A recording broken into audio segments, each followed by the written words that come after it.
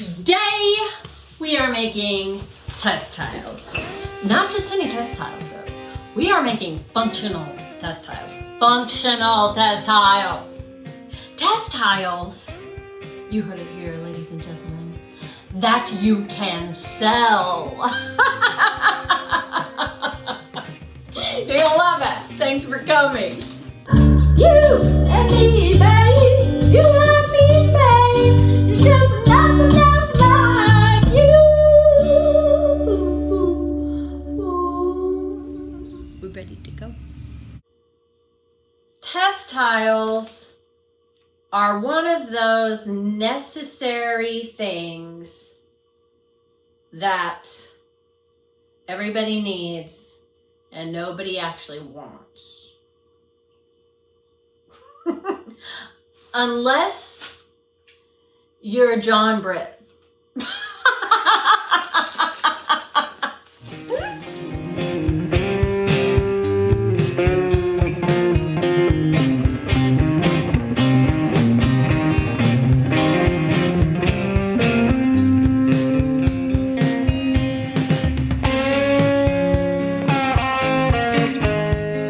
All you need to create this fantastic test tile is a sponge and a slab. And I can hear you talking right now, Emily. Your slab has got extrusions all over it. Well, if you have an extruder, you've got a slab maker. Not that you can just roll one out with a rolling pin, but this is an extrusion, yes? Everybody wants to extrude their test tiles, so I'm telling you how. I've got this thing we made in a couple videos ago. Does not matter, you just need a straight edge. I got a knife, and I'm going to run my knife along that edge so that it stays straight all the way down. And ta-da! Slab!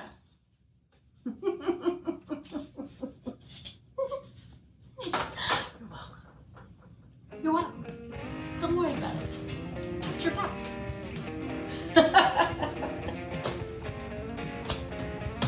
So these are test tiles. I don't want to spend all day. I just want a rough middle and a straight edge. So, I'm gonna line this up on that. Make sure it's kind of running down the same straight line. And zoop.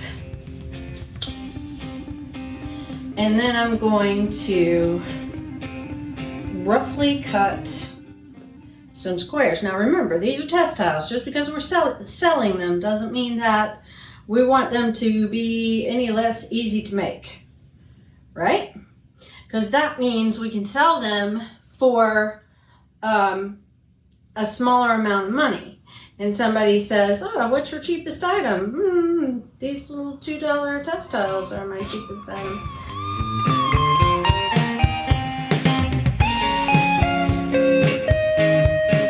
Put it on the sponge. Take the doodad, whatever doodad you're using. Press. Can make your points while it's still on there. That's kind of nice to do because it kind of gives you that, you know you're not going to get into the space that the candle will take up. Flare out this little guy right here and this little guy right here and then twist. And he's done. Now I like to push in on the bottom.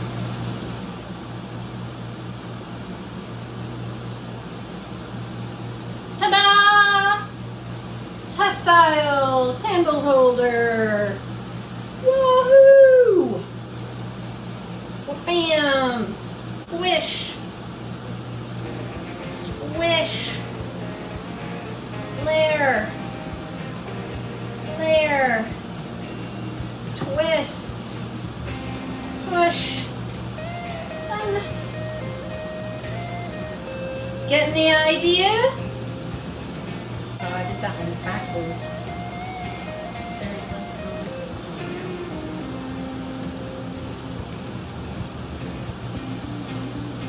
There we go. That's what I was looking for on that last one. Very cute.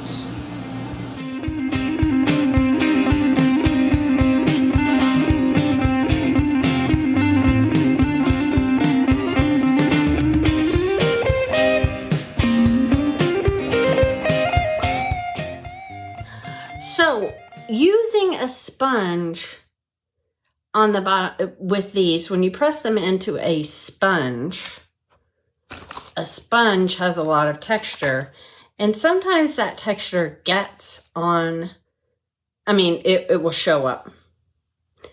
It's a test tile. I'm not concerned about the texture. I'm going to be rubbing these on a scrubby once they're bone dry, before they go in my kiln anyway. But if you use a something foam, particularly memory foam, there's just no texture there. The other thing you can do is just put plastic over the sponge. Or something like this over the top of the sponge, just a rag or something over the top of the sponge, and you won't get the texture in the bottom. But for me, it's just it's kind of part of the process. I don't worry about that. I don't worry about a lot of things. Have you noticed? The next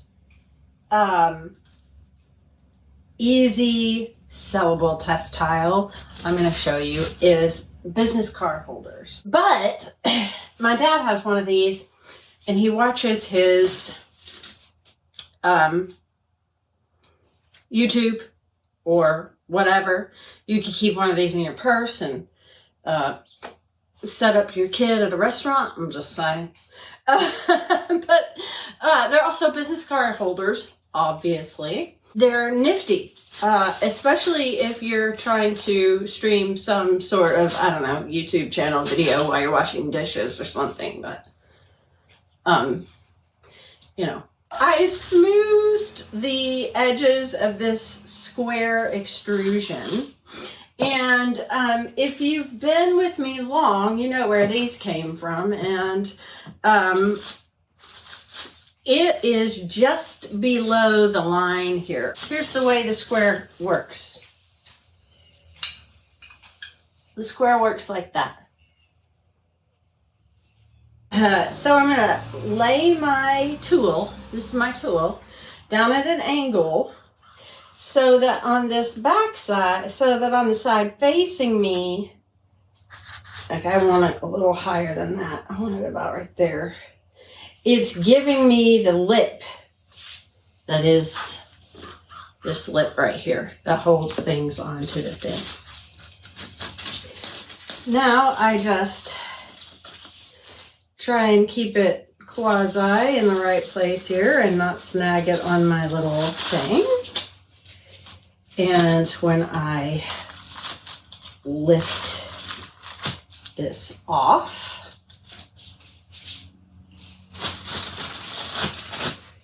I have 2 extrusions of business card holders. And I can smooth all the edges while it's still long. Ta-da! Now it's done. If I chop them up first and then go to smooth each individual, don't get me started. So if you want to get fancy, you gotta lay it on its back. Because I want the texture to be on this side of the business card holder, so it's standing up, right?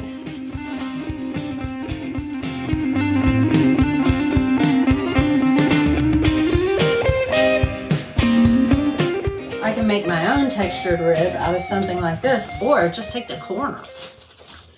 But if you've got something fancy like this, done. Love it. So this one has stripes and this one has flowers. You can bend this in just a titch, or you can leave it straight. So this one's straight and this one's bent. And then I can wax the bottom of these. That way I can dip them this direction and that direction, I get 2 on one tile like this. And I get the overlap in between. Then this one, I dipped the entire tile in one, and then I dipped, you probably can't see it from there, but, and then I dipped just the edge of the top. So it's more like a traditional test tile. The other thing is, you don't have to glaze this. It doesn't have to be glazed to hold business cards or a cell phone.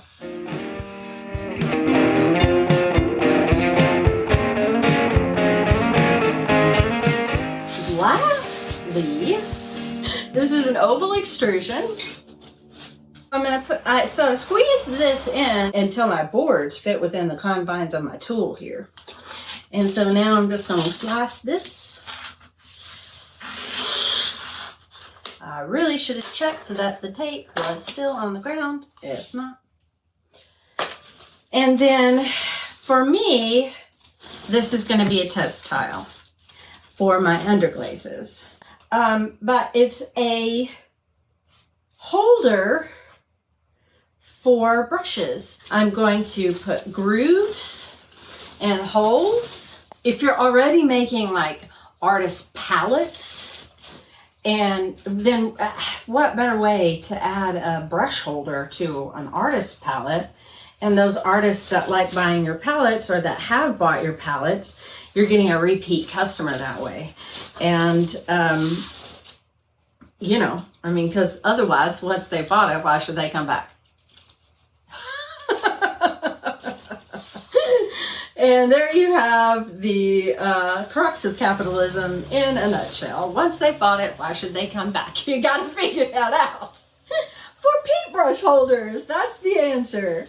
I think that, in a nutshell, is why things are not made the way they used to be.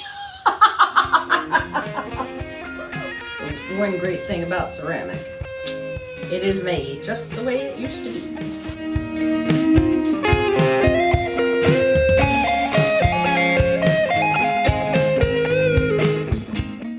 Okay, so there you go. You got your business card holders. Aren't those cute? Or cell phones, depending on what your poison is. And your beautiful little flower dishes for candle holders. And then you've got your paintbrush stands, drying racks, painting racks, whatever you want to call it. These are fantastic giveaways too. The bottom line is they've already served their purpose. Once I test tile them, they have already served their purpose. Here's the thing. You can test on this stuff. You can sell it. And then the combinations that you really like, that you really want to keep, you do the little test tiles that go on your wall in. For some of you, this will be completely and totally moot. For others of you, it'll be fantastic. And for those, you're welcome. Thanks for coming.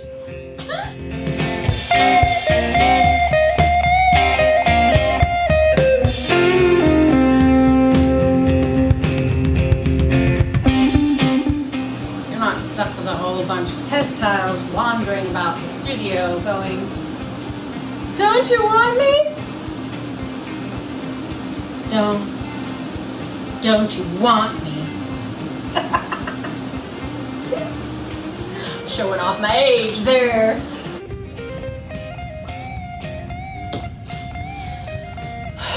Still too wet. What can you do? Still too wet.